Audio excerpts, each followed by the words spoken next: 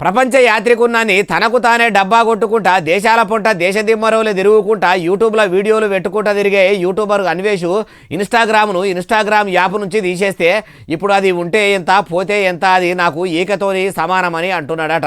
ఎత్తుకున్నోని మీద బయలుకు పోయినట్టు అట్లా అన్నడాయే బాలన్న అంటే ఈనుండ్రిగో. నమస్తే అందరికీ. నా ఇన్స్టాగ్రామ్ ఛానల్ ఏదైతే ఉందో అది పోయిందండి. నేను చాలా బాధపడుతున్నాను.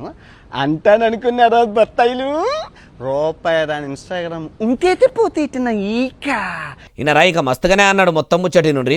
ఈ రెండు చేతులు నా రెండు ఇన్స్టాగ్రామ్స్ అనమాట. ఈ రెండు కాళ్ళు నా రెండు యూట్యూబ్ ఛానల్ అనమాట. నా బాడీ ఏదైతే ఉందో ఫేస్బుక్ అనమాట. ఈ ఐదుని నడిపించేది తెలివైన బుర్ర. ఎంతమంది కుక్కల్ని నిద్ర లేకుండా చేస్తున్నానే బత్తాయిల్ని ఆ బుర్ర.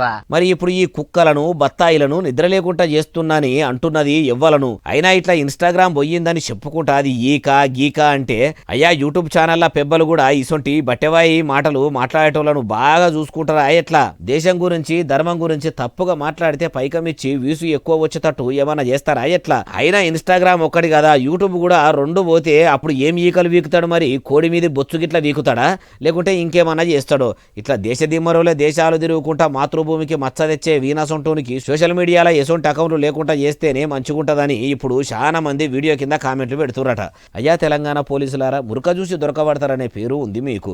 సినిమాలు ఫైరసీ చేసి బయట తిరుగుతున్న ఇమ్మడి రవిని దొరకబట్టినట్టు ఇప్పుడు పని కట్టుకొని అన్వేషణ పట్టుకొచ్చి ఆ బత్తాయిలు ఎవ్వరు భారతీయులా అని అరుచుకొని అసలైన దేశభక్తి ఏందో చూపెట్టుండ్రంటురు ఈ ముచ్చటిన్నోళ్ళు.